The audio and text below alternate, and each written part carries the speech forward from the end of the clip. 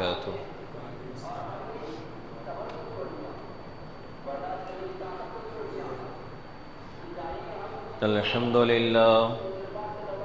الحمد لله رب العالمين، والصلاة والسلام على سيد الأنبياء وأشرف المرسلين وعلى آله الطيبين الطاهرين. أما بعد، فأعوذ بالله من الشيطان الرجيم. بسم الله الرحمن الرحيم.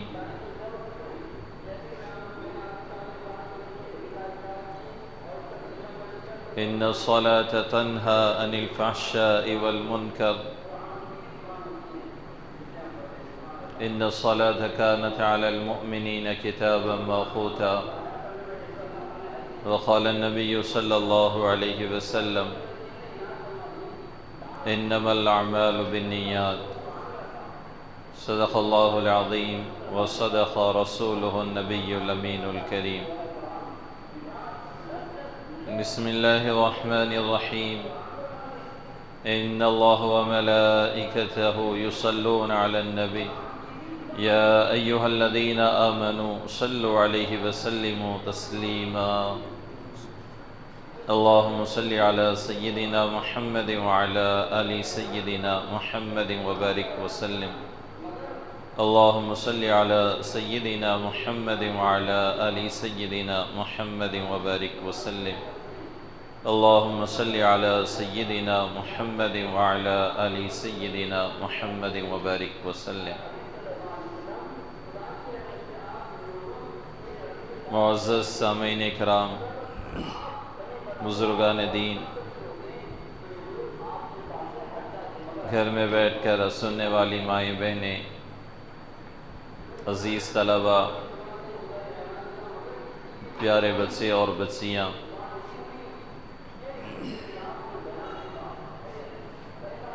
الحمدللہ اللہ رب العالمین کا فضل و کرم ہے کہ اللہ تعالیٰ نے ہم سب کو ایمان والا بنایا، اور اللہ رب العالمین نے ہمارے لیے اپنا سب سے پسندیدہ دین اسلام اللہ تعالیٰ نے پسند کیا،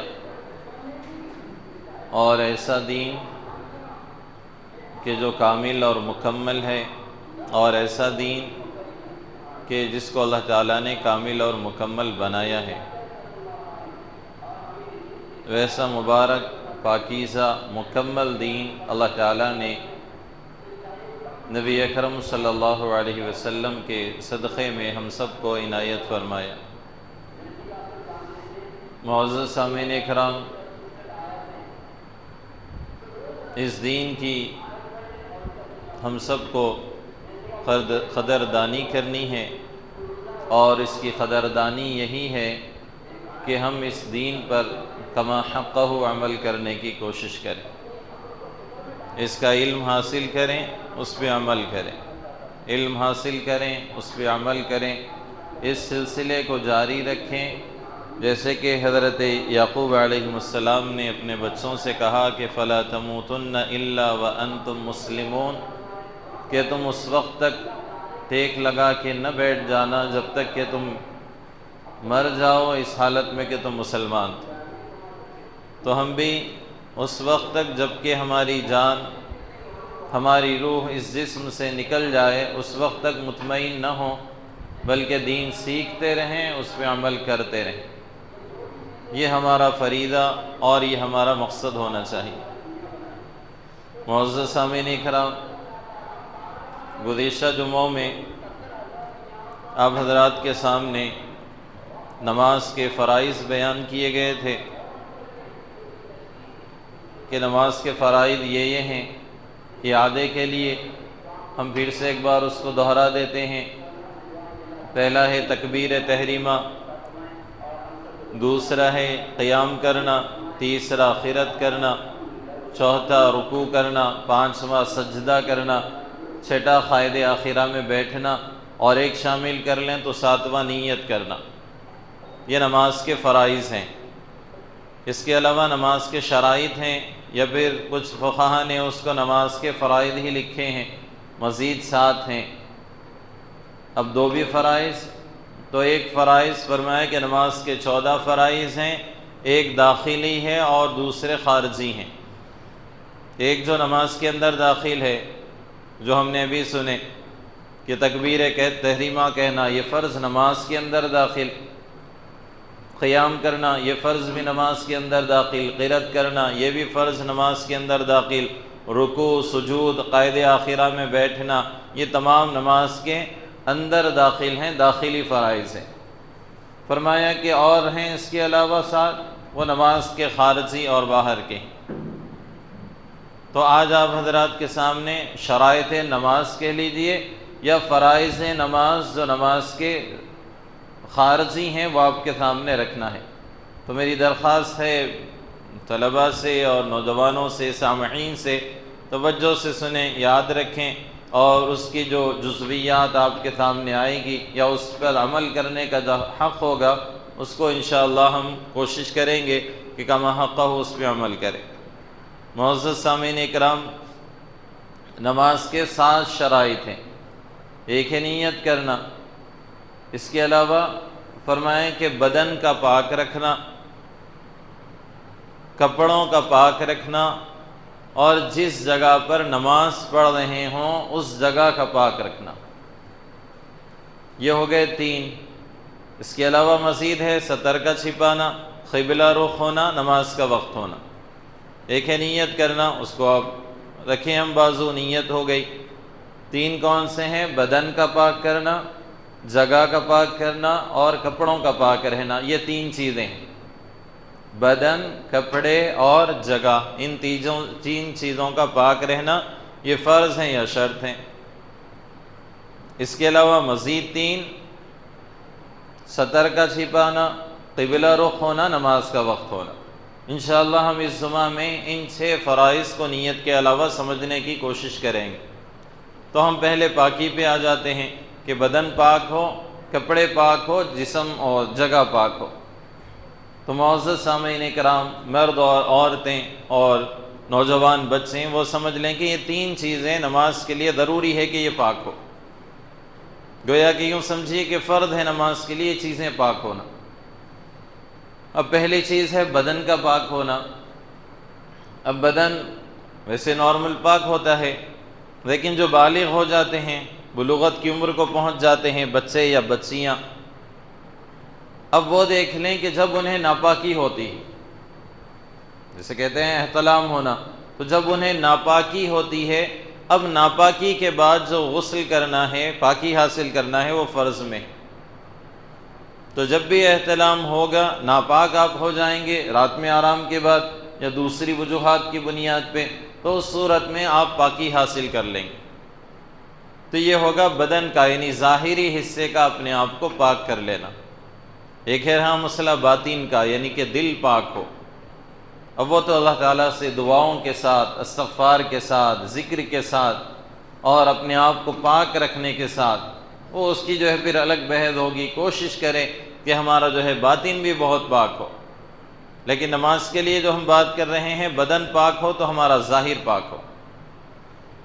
تو تمام نوجوان بچے اور بچیاں، بڑے بوڑھے، تمام یہ کوشش کریں کہ ہمارا بدن نماز کے وقت میں وہ پاک ہوگا، اس کو پاکی جو ہے ہم دینے کی کوشش کریں گے۔ اس کے لیے اب ایک بات آپ کو یہ بتلائی گئی کہ جب آپ ناپاک ہوں گے بڑے ہو جانے کے بعد، یعنی آپ جوان ہو گئے، کسی وجہ سے آپ نے رات میں آپ کو ناپاکی ہو گئی، تو آپ اپنے جسم کو پاک کریں گے، ٹھیک اسی طرح کپڑوں کو بھی پاک کریں گے۔ اب یہاں پہ ایک غلط فہمی کا جو ہے ازالہ ضروری ہے کہ اچھا چونکہ آزادی اور فریڈم کا دور ہے تو تمام باتیں ہو ہی رہی ہیں، ایک دوسرے دوستوں میں ہو ہی جاتی ہیں، فون پہ جو تنہائی میں بیٹھتے ہیں تو پھر اللہ حفاظت کرے تو تمام باتیں ہو جاتی ہیں، تو مسئلہ ہے تو سمجھنے میں عار محسوس نہ کریں اور جو ہے شرم محسوس نہ کریں۔ ایک ہوتا ہے احتلام ہونا، منی کا خارج ہونا، ایک ہوتا ہے مزی کا خارج ہونا۔ مزی کہتے ہیں جسے مزہ لیا ہم نے کسی چیز کا نفسانی، اس سے جو پانی نکلتا ہے وہ ہوتا ہے مزی۔ اس مزی سے غسل نہیں ٹوٹتا۔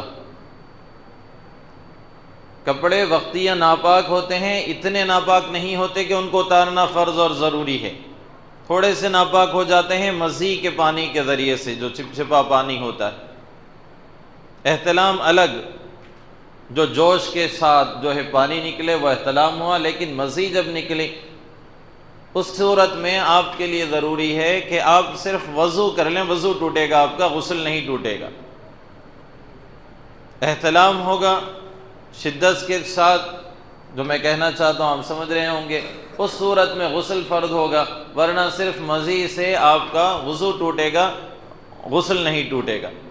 اکثر جو نوجوان ہیں جب ان سے کہا جاتا ہے کہ بھئی چلو نماز کو آؤ، نہیں مول صاحب میں نیکسٹ ٹائم سے آ جاتا ہوں، جب پھر ایک دوستی کے موڑ میں ان سے پوچھا جائے کہ ہوا کیا مسئلہ، کیوں نہیں آتے، تو نہیں تھوڑا سا جو ہے وہ ہو گیا ناپاکی۔ کیا ناپاکی ہوئی؟ تو یہ مزی آئی، تو مزی آئی تو اس صورت میں نماز ہی چھوڑ دی۔ تو نماز فرض ہے، مزی کے ذریعے سے وضو ٹوٹتا ہے، غسل نہیں ٹوٹتا۔ اچھا بات سمجھ میں آ گئی آپ کو؟ تو خود بھی یاد رکھیں اور اپنے نوجوان دوستوں کو جو ہے ان کو بھی سمجھائیں کہ اگر اس صورت میں، وہ بھی مذاق اور مسخرہ پن میں نہیں، بالکل سنجیدگی کے ساتھ کہ اس کے فرائض کا مسئلہ ہے، ورنہ یہ ہو کہ مزی کی وجہ سے اس نے یہ کیا کہ غسل کرنا ہے، پھر پتہ چلا پوری زندگی، کئی لوگ تو ایسے ہوتے ہیں صبح ہوئی شام ہوئی نماز کا کوئی خیال نہیں، وجہ کیا ہے؟ وجہ تو ہے مزی تھی، تو جس کو یہ سمجھا کہ غسل کرنا ہے، تو غسل کرنا نہیں ہے، اس صورت میں صرف وضو کر لینا ہے۔ اب رہا مسئلہ اس بات کا کہ پھر وہ کپڑے بدلیں نہ بدلیں، مزی کے جو ہے کپڑے انڈر ویئر ہیں یا جو بھی ہے، بدلیں نہ بدلیں، اگر اس کو اتنا ہی حصہ تھوڑا سا دھو لیا گیا تب بھی پاک ہو جائے گا، اگر آپ بدل سکتے ہیں بہت بہتر ہے، کبھی صورت ایسی آئی کہ بدل نہیں سکتے تو اس صورت میں بھی آپ کی نماز ہو جائے گی۔ کب؟ جبکہ مزی ہو، ٹھیک ہے، جب رات میں احتلام ہوگا، منی خارج ہوگی، تو اس صورت میں تو جو ہے آپ کے لیے فرض ہو جائے گا کہ آپ جو ہے غسل کریں۔ یہ بات سمجھ میں آ گئی چھوٹی سی؟ تو یہ ایک جو ہے سمجھنے کی ہے، اپنے بچوں کو بھی اور اپنے ماتحتوں کو سمجھانے کی ہے، اور دین کے معاملے میں شرم کی بات نہیں، خاص طور پہ نوجوان اور بڑے بوڑھے بھی اپنے بچوں کو بچے نہ سمجھیں۔ اگر ہمارے بچے ہمارے پاس بیٹھ کے سنتے ہیں، ہمارا سمجھانے کا موڈ بھی ہوتا ہے، یعنی ہماری عادت بنی ہوئی ہے، تو وہ دوستوں میں تمام اچھے برے کام کر رہے ہیں، تو یہ چیزیں شرمانے کی کوئی بات نہیں ہے، بچوں کو اچھے سے سمجھا سکتے ہیں۔ تو ایک ہو گئی بدن کی پاکی، اس طرح بھی دوسرا، نبی اکرم صلی اللہ علیہ وسلم نے صحابہ کرام رضوان اللہ تعالی علیہم اجمعین کو منع کیا کہ لہسن کھا کے، یا پھر کئی جگہ آیا کہ پیاز کھا کے بھی، کہ وہ مسجد کو نہ آیا کرے، یعنی لہسن کھا لیا اور پیاز کھا لیا نہ آیا کرے، یعنی جب تک اس کی بو نہ چلی جائے، یا کچھ ہیلا ایسا کر لیں کہ منہ کی بو چلی جائے۔ تو ضروری ہے کہ ہمارا جو ہے منہ، یعنی بدن میں منہ بھی آ گیا تو منہ بھی ہمارا جو ہے پاک ہونا چاہیے۔ لہسن کھا لیا یا پھر پیاز کھا لیا تو کیا ہوگا؟ اس میں بو آئے گی، تو فرمایا کہ فرشتوں کو تکلیف ہوتی۔ اب چلیے، یہ آپ صلی اللہ علیہ وسلم کا دور ہے، اس دور میں یہ آپ صلی اللہ علیہ وسلم نے فرمایا، مقصد یہ ہے کہ بدبودار منہ لے کے مسجد کو نہ آئیں۔ اس کے لیے بہتر کیا ہے؟ فرمایا کہ مسواک ہے تمہارے لیے، مسواک کر لیا کریں، سنت بھی ہے، منہ کی پاکی بھی حاصل ہو جائے گی، منہ میں جو بو ہے وہ بھی چلی جائے گی۔ اور دیکھیں کہ ہم جا کس کے پاس رہے ہیں، ہم نماز کے وقت اللہ رب العالمین کے پاس، خالق کے پاس، مالک کے پاس، پروردگار کے پاس، وہ رب جو رب العالمین ہے، تمام عالمین کا رب ہے، وہ رب جو بے نیاز ہے، وہی ہمارے ظاہر اور باطن کا جاننے والا، وہی ہمارے لیے خیر اور شر کے فیصلے کرنے والا، وہی ہمارے لیے ہر بھلائی کے فیصلے کرنے والا اللہ رب العالمین، اس کی بڑی کبریائی۔ تو اس رب کے پاس جب جا رہے ہیں، دنیا کے کسی سیاست دان کے پاس جائیں تو منہ ہاتھ دھو کے، برش کر کے، 4 بار صابن لگا کے اور پوری ڈریسنگ کر کے بڑے ادب سے جا کے ہاتھ بن کے کھڑے ہو جاتے ہیں۔ باہر تو خود ہی پہلوان تھے، باہر خود ہی شیر تھے، لیکن کسی لیڈر کے پاس، کسی پہلوان کے پاس، یا کسی سے کوئی چیز مانگنی ہو تو بڑے ادب و احترام سے جا کے کھڑے ہو جاتے ہیں اور اتنا ایسا دکھاتے ہیں کہ ماشاءاللہ بڑا مؤدب آدمی ہے، الحمدللہ ہونا بھی چاہیے۔ تو پھر جب پروردگار عالم کی بارگاہ میں آئیں، پھر اللہ تعالیٰ تو ان سے زیادہ حقدار ہے اس بات کا کہ جب اللہ تبارک و تعالیٰ کے پاس آئیں تو بڑی پاکی کے ساتھ، صفائی کے ساتھ، ستھرائی کے ساتھ، بڑے ادب و احترام میں۔ صحابہ کرام رضوان اللہ تعالیٰ علیہم اجمعین کا کیا معاملہ تھا؟ فرماتے ہیں کہ جب وضو کرتے آنکھوں سے آنسو جاری رہتے، بدن گرم ہو جاتا، لوگ پوچھتے کہ کیا معاملہ ہے؟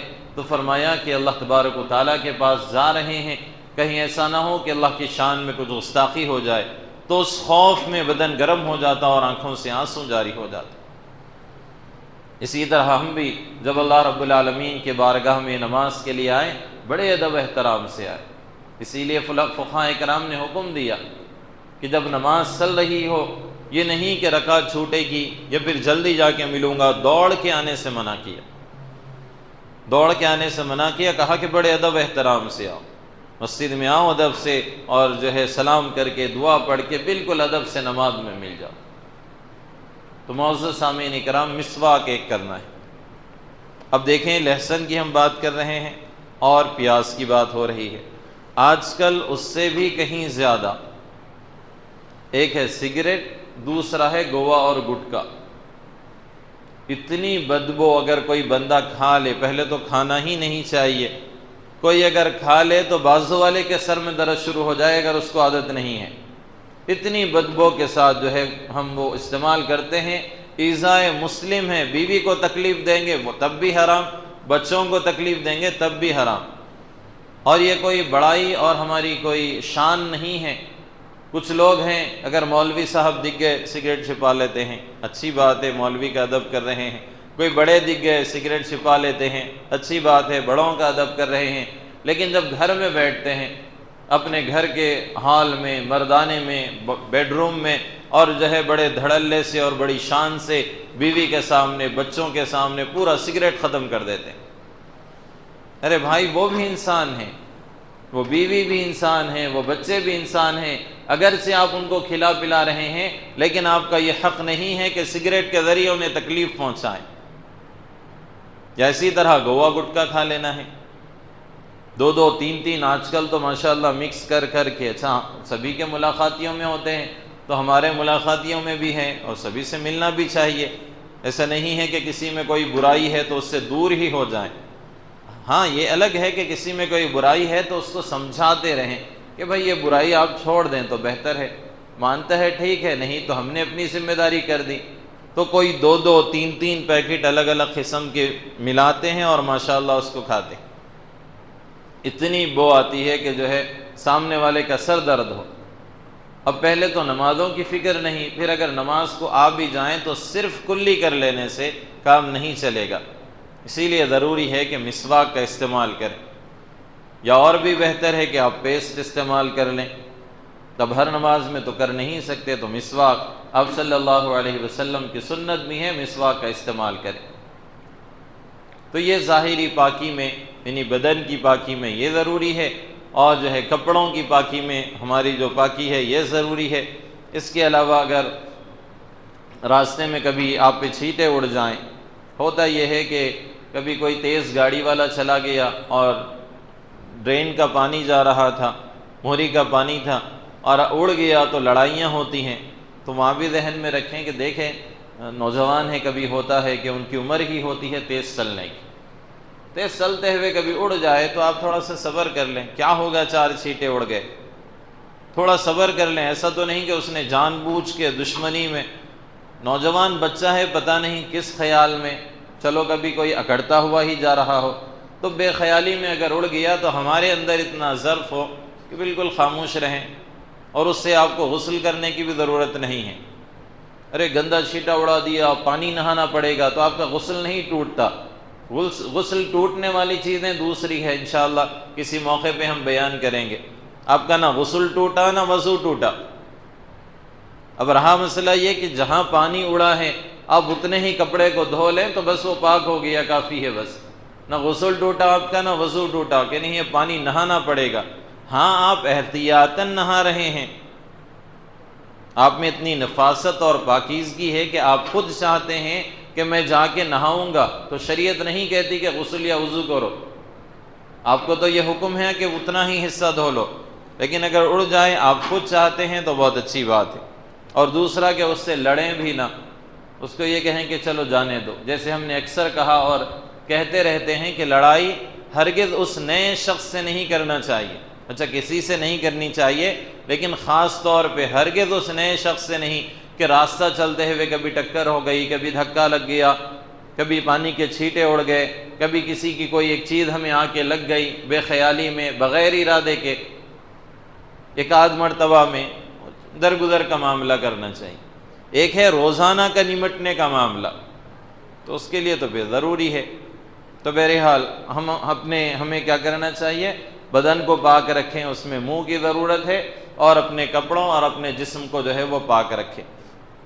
اس کے علاوہ جگہ کا مسئلہ ہے، نماز کے لیے جگہ کا بھی پاک ہونا ضروری ہے، تو جگہ دیکھ لیں، ہم اپنے گھروں میں یا پھر ایسی جگہ ایک مختص کر لیں کہ جہاں پہ جو ہے پاکی رہے، عام طور پہ ویسا پورا ہی گھر پاک رہے۔ الطہور شطر الایمان، کہ پاکی آدھا ایمان ہے۔ اس کے علاوہ اگر کوئی خاص جگہ نماز کے لیے متعین ہو سکتی ہے، جیسے عام طور پہ الحمدللہ مسلمان اپنے گھروں میں کر لیتے ہیں، تو بہت اچھی بات۔ تو یہ تین چیزوں کا پاک ہونا ضروری ہے، اور اللہ رب العالمین کو پاکی بہت پسند ہے۔ ان اللہ جمیل یحب الجمال، کہ اللہ رب العالمین خوبصورت ہے، پاک ہے۔ ان اللہ نظیف یحب النظافہ، اللہ پاک ہے، پاکی کو پسند کرتا ہے۔ اللہ خوبصورت ہے، خوبصورتی کو پسند کرتا ہے۔ تو ہم بھی پاک بنیں، پاکی کو پسند کریں، خوبصورت بنیں، خوبصورتی کو پسند کریں۔ اور کون سی خوبصورتی؟ ظاہری نہیں، یہ تو نماز کے لیے ظاہری چاہیے، باطنی بھی ہو، لیکن اس کے علاوہ بطور مسلمان ہمارے اندر جو خوبصورتی آئے وہ باطنی خوبصورتی آئے۔ ورنہ مرد حضرات اور بچے اور خاص طور پہ نوجوان لڑکے اور لڑکیاں وہ یہ سمجھتے ہیں کہ جو ہے ظاہری خوبصورتی سے سب کچھ ہو جائے گا۔ نہیں، ظاہری خوبصورتی نہیں چاہیے، باطنی خوبصورتی چاہیے جو اللہ رب العالمین کو پسند ہو۔ ورنہ تو کئی مثالیں ایسی دیکھی گئی ہیں کہ بچیاں خوبصورت ہے، نکاح ہوا اور وہ اپنے نکاح میں نہیں رہ سکی، اور دیکھنے میں تمام خوبیاں ان کے اندر موجود تھیں، خوبصورت تھیں، پڑھی لکھی تھیں، تمام صلاحیتیں تھیں، لیکن نباہ نہیں ہو سکا۔ اس کے بالمقابل ایسا بھی دیکھا گیا کہ بچی شکل صورت کی ہے نہیں، ماشاءاللہ نکاح ہوا، بچے ہوئے، پوترا پوتری، نواسے نواسے، ایسا جو ہے خاندان پھیلا کہ ماشاءاللہ ایسی ہزاروں مثالیں۔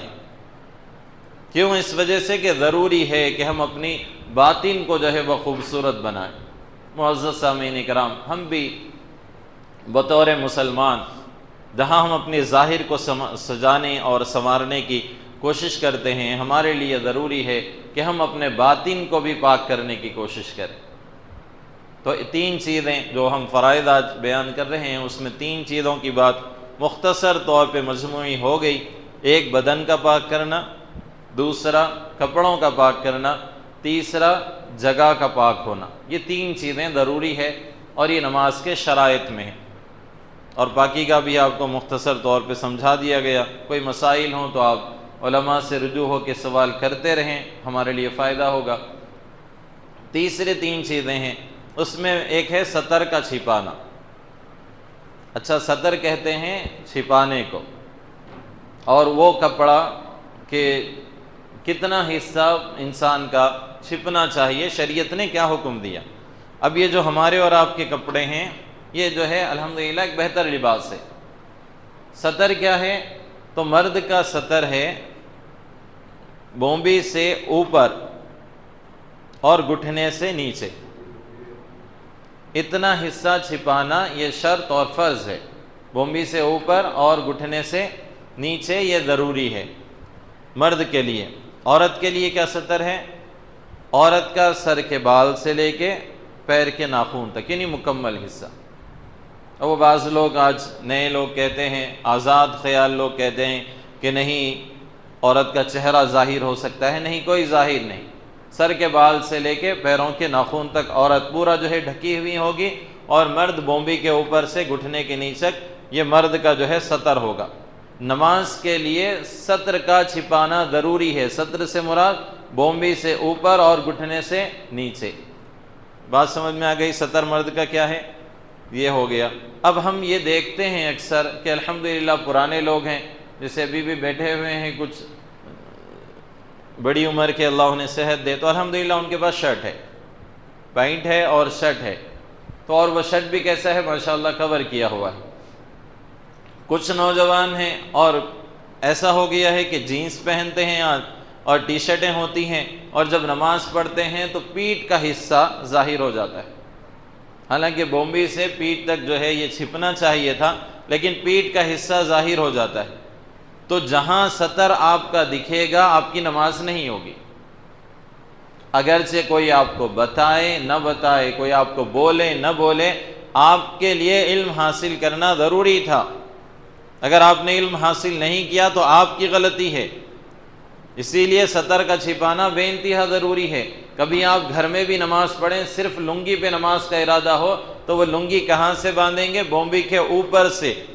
اگر کوئی غلطی سے، یعنی گرمیوں میں ہو جاتا ہے کہ مولوی خود پڑھنے کا ارادہ کر لے، حافظ بچے ہیں، علم نہیں ہے اس بات کا کہ سطر کا چھپانا، تو لنگی باندھا اور جو ہے وہ بالکل نیچے باندھی بومبی کے، اور بھی نماز پڑھنا شروع کر لے۔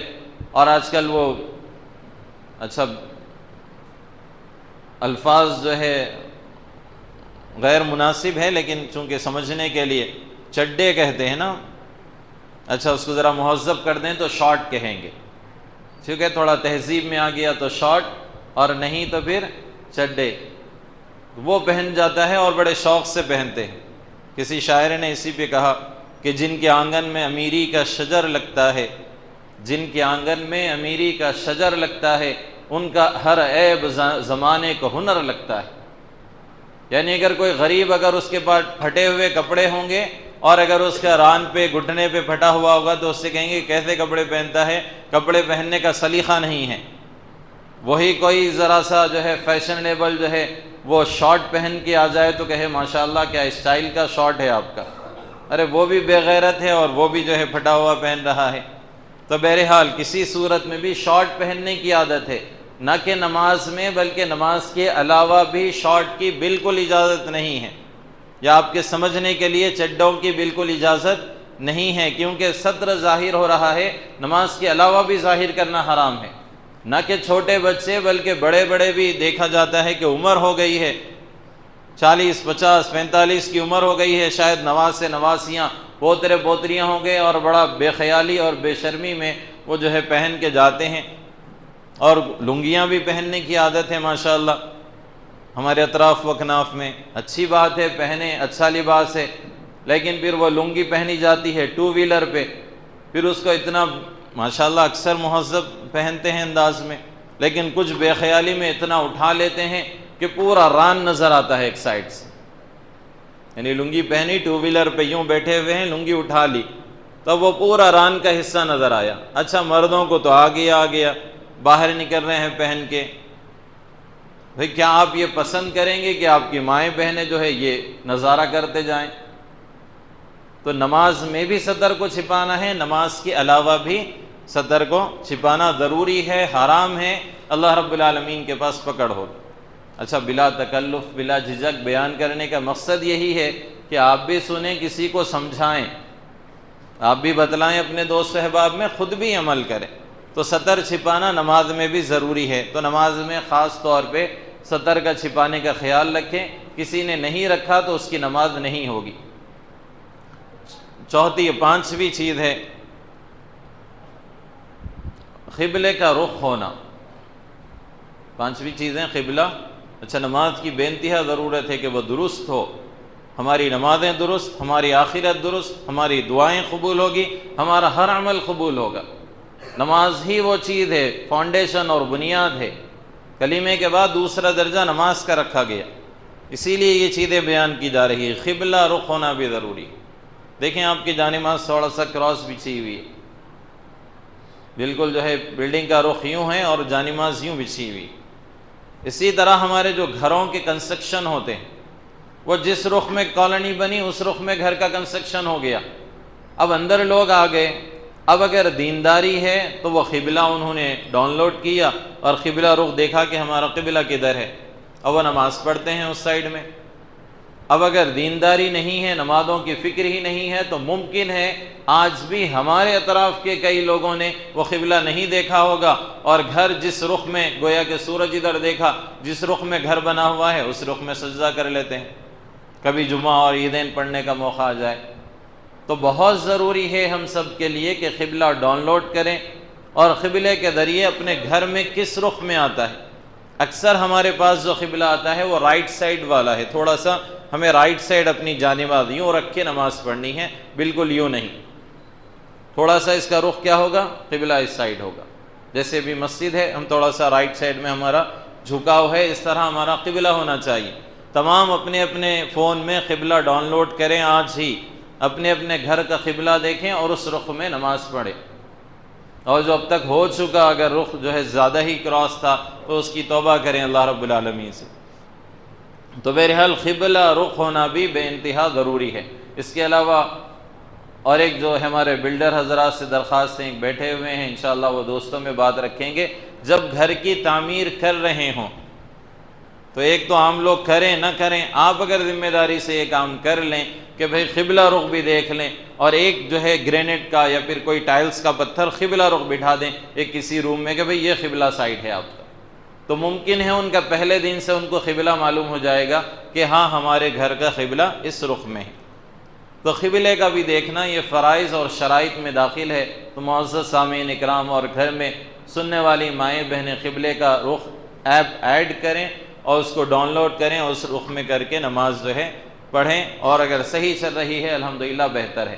تو ایک شرط یہ ہے نماز کا کہ قبلہ رخ ہونا، ایک بات یہ ہو گئی۔ اس کے علاوہ ہے نماز کا وقت ہونا، یعنی نماز کا وقت ہونا وہ بھی ضروری ہے۔ تو اوقات نماز معلوم ہونا ضروری ہے۔ نماز وقت سے پہلے بھی نہیں ہو سکتی اور وقت کے بعد بھی نہیں ہو سکتی۔ تو صبح کا وقت طلوع آفتاب سے سورج نکلنے کے پہلے پہلے تک فجر کا وقت ہوگا، اسی طرح ظہر کا وقت ہے، اب فی الوقت 12 سے شروع ہو کے 2:15 تک ہے۔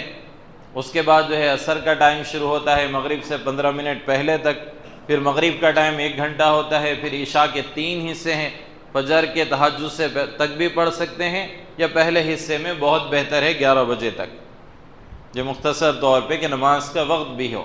ان الصلاۃ کانت علی المؤمنین کتابا موقوتا، کہ نماز اپنے وقت پہ ہوگی، اور جان بوجھ کے نماز کو نہیں ٹالیں گے۔ جیسے ایک ڈاکٹر صاحب نے ایک عالم صاحب سے سوال کیا کہ دیکھیں میں فجر تو گھر میں پڑھ لیتا ہوں، دن بھر ڈیوٹی پہ ہوتا ہوں، رات میں آنے تک 9-10 بج جاتے، اور پھر جب گھر کو آتا ہوں تو پوری نمازیں ظہر، عصر، مغرب، عشاء پورا ایک ساتھ پڑھ لیتا ہوں، اور میرے لیے ضروری ہے کام پہ جانا۔ تو عالم صاحب نے اور مفتی صاحب نے بتلایا کہ دیکھو نماز اس کے وقت میں فرض ہے، اور ایسی اجازت نہیں دی جا سکتی کہ آپ ظہر، عصر، مغرب، عشاء جو ہے وہ ملا کے شام میں آ کے اپنے گھر پہ پڑھیں گے، بلکہ اسی وقت میں جو ہے نماز پڑھنا چاہیے۔ اسی لیے ہم دیکھ لیں کہ نماز کا وقت ہے، صبح جو ہے صبح صادق سے آدھا گھنٹہ 40 منٹ ٹائم ہوتا ہے، اسی ٹائم میں پڑھ لیں۔ اس کے لیے آپ جنتری کا استعمال کر سکتے ہیں، نماز کی ٹائمنگ آتی ہے اردو میں جو جنتری آتی ہے۔ اسی طرح ظہر ہے 12:15 سے 3:15 تک ٹائم ہوتا ہے، جماعت کے ساتھ پڑھنے کی کوشش کریں، لیکن ہم چونکہ فرائض کی بات کر رہے ہیں تو یہ 3:15 کے درمیان میں ظہر پڑھ لیں، اسی طرح عصر، مغرب اور عشاء ٹائم پہ جو ہے پڑھ لیں۔ تو یہ فرائض میں یہ بھی چیز داخل ہے کہ نماز کا وقت ہونا چاہیے۔ تو بہرحال 7 شرائط آپ کے ساتھ بیان کر دی گئے، ایک نیت کرنا، دوسرا بدن، کپڑوں اور جگہ کا پاک ہونا، یہ 3 چیزیں، ایک نیت 4، اور سطر کا چھپانا اور قبلہ رخ ہونا اور نماز کا وقت ہونا۔ تو یہ شرائط نماز ہیں۔ انشاءاللہ ہم سب مل کے اگر اس ارادے کے ساتھ اور یہ تمام چیزوں کو فالو کرتے ہوئے نماز پڑھیں گے اور ہمیشگی کے ساتھ نماز پڑھیں گے، پھر الحمدللہ اللہ رب العالمین ہمارے مال میں، ہماری رزق میں، ہماری صحت میں اور ہماری عمر میں اللہ رب العالمین برکت دے گا۔ پھر حیران ہونے، پریشان ہونے، سرگرداں ہونے کی ضرورت نہیں ہے۔ پھر آپ جو ہے اس ارادے کے ساتھ جب نماز پڑھیں گے تمام چیزوں کو فالو کرتے ہوئے، پھر اس کے بعد آپ دعا کے لیے ہاتھ اٹھائیں گے اور کہیں گے کہ ربنا آتنا فی الدنیا حسنہ وفی الآخرۃ حسنہ، اے اللہ میری دنیا بھی بہتر کر دیجئے، میری آخرت بھی بہتر کر دیجئے۔ اللہ رب العالمین آپ کی دنیا بھی بہتر کریں گے، آخرت بھی بہتر کریں گے۔ آپ دعا کریں گے اللہ سے، اللہم اغفر لی ذنبی ووسع لی فی داری وبارک لی فی رزقی، یا اللہ میرے گناہوں کو معاف کر دیجئے اور میرے گھر کو کشادہ کر دیجئے اور میرے رزق میں برکت دیجئے۔ اللہ آپ کے گناہ بھی معاف کریں گے، آپ کا گھر بھی کشادہ کریں گے اور آپ کے رزق میں برکت بھی دیں گے۔ تو معزز سامعین اکرام، مرد اور ہماری مائیں بہنیں، الحمدللہ کچھ باتیں آپ کے سامنے رکھی گئی ہیں شرائط نماز کے متعلق۔ ہم سب مل کے انشاءاللہ عمل کرنے کی کوشش کریں گے اور اپنے پروردگار اللہ رب العالمین کی عبادت کریں گے۔ اللہ تبارک و تعالیٰ سے دعا ہے کہ جو شرائط نماز بیان کیے گئے ہیں اس کو سمجھ کے اس پہ عمل کرنے کی ہر دو کو توفیق عطا فرمائے۔ اللہ رب العالمین ہم سب کے تمام تر نمازوں اور عبادتوں کو قبول فرمائے۔ اللہ رب العالمین ہمیں نبی اکرم صلی اللہ علیہ وسلم کے اسوہ حسنہ پر عمل کرنے کی توفیق عطا فرمائے۔ آمین۔ وآخر دعوانا ان الحمد للہ رب العالمین۔